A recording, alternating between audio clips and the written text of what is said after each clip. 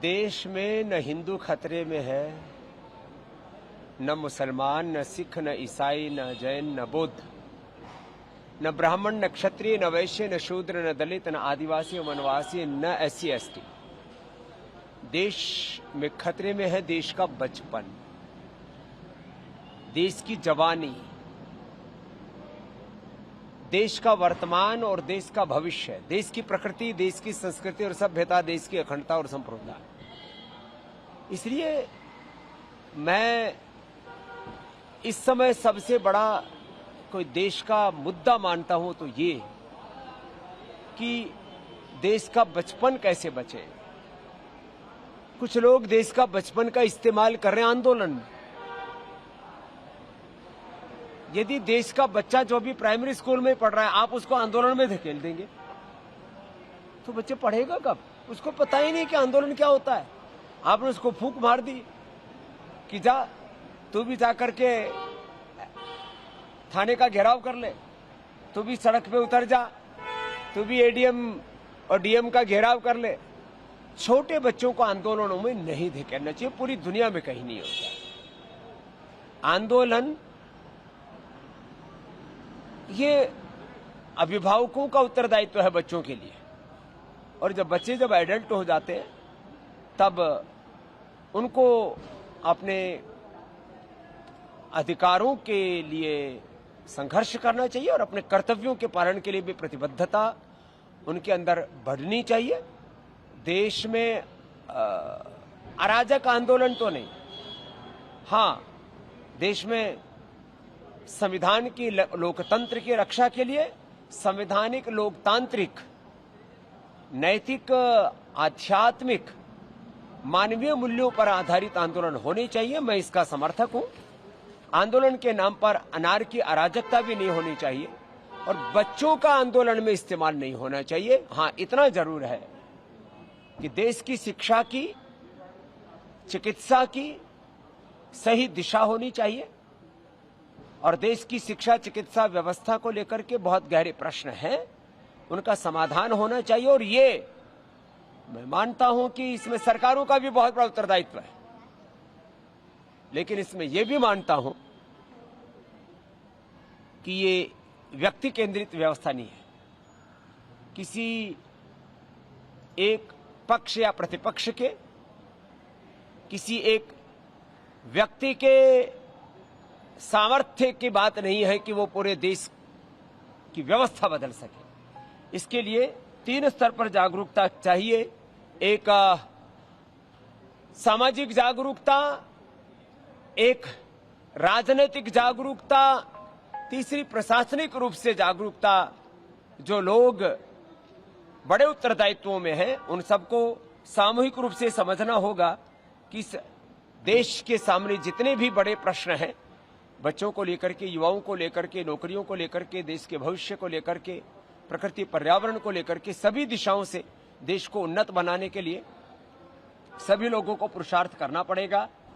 हाँ, जब देश में ऐसे कुछ बातें दिखती हैं कि जहां लग रहा है कि बहुत अंधेरगर्दी हो रही है, वहां पर फिर लोगों में आक्रोश फूटता है और वही आक्रोश आंदोलन का रूप लेता है।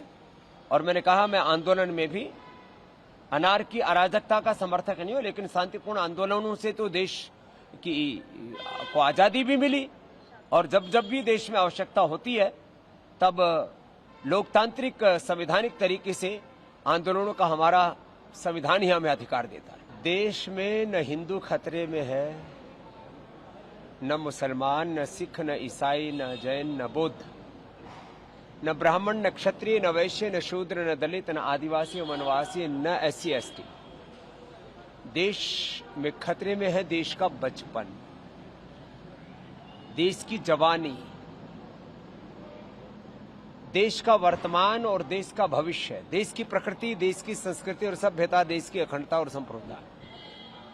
इसलिए मैं इस समय सबसे बड़ा कोई देश का मुद्दा मानता हूं तो ये कि देश का बचपन कैसे बचे। कुछ लोग देश का बचपन का इस्तेमाल कर रहे हैं आंदोलन में। यदि देश का बच्चा जो भी प्राइमरी स्कूल में पढ़ रहा है आप उसको आंदोलन में धकेल देंगे तो बच्चे पढ़ेगा कब? उसको पता ही नहीं कि आंदोलन क्या होता है। आपने उसको फूंक मार दी कि जा तू भी जा करके थाने का घेराव कर ले, तू भी सड़क पे उतर जा, तू भी एडीएम और डीएम का घेराव कर ले। छोटे बच्चों को आंदोलनों में नहीं धकेलना चाहिए, पूरी दुनिया में कहीं नहीं होता। आंदोलन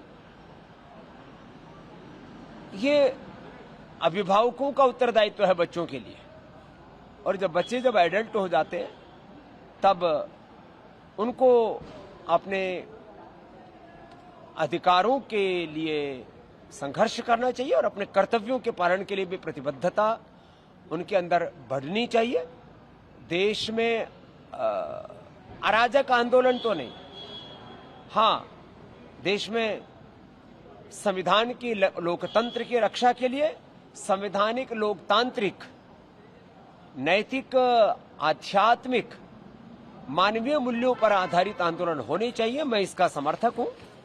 आंदोलन के नाम पर अनारकी अराजकता भी नहीं होनी चाहिए और बच्चों का आंदोलन में इस्तेमाल नहीं होना चाहिए। हाँ इतना जरूर है कि देश की शिक्षा की चिकित्सा की सही दिशा होनी चाहिए और देश की शिक्षा चिकित्सा व्यवस्था को लेकर के बहुत गहरे प्रश्न हैं, उनका समाधान होना चाहिए। और ये मैं मानता हूं कि इसमें सरकारों का भी बहुत बड़ा उत्तरदायित्व है, लेकिन इसमें यह भी मानता हूं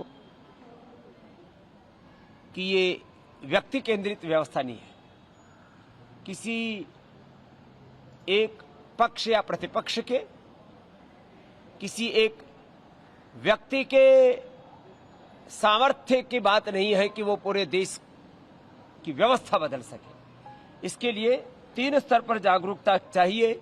एक सामाजिक जागरूकता, एक राजनीतिक जागरूकता, तीसरी प्रशासनिक रूप से जागरूकता। जो लोग बड़े उत्तरदायित्वों में हैं उन सबको सामूहिक रूप से समझना होगा कि इस देश के सामने जितने भी बड़े प्रश्न हैं, बच्चों को लेकर के, युवाओं को लेकर के, नौकरियों को लेकर के, देश के भविष्य को लेकर के, प्रकृति पर्यावरण को लेकर के, सभी दिशाओं से देश को उन्नत बनाने के लिए सभी लोगों को पुरुषार्थ करना पड़ेगा। हाँ, जब देश में ऐसी कुछ बातें दिखती हैं कि जहां लग रहा है कि बहुत अंधेर गर्दी हो रही है, वहां पर फिर लोगों में आक्रोश फूटता है और वही आक्रोश आंदोलन का रूप लेता है। और मैंने कहा मैं आंदोलन में भी अनारकी अराजकता का समर्थक नहीं हूं, लेकिन शांतिपूर्ण आंदोलनों से तो देश की को आजादी भी मिली और जब जब भी देश में आवश्यकता होती है तब लोकतांत्रिक संवैधानिक तरीके से आंदोलनों का हमारा संविधान ही हमें अधिकार देता है। If you like this video, then like, share and subscribe to Mirror Now.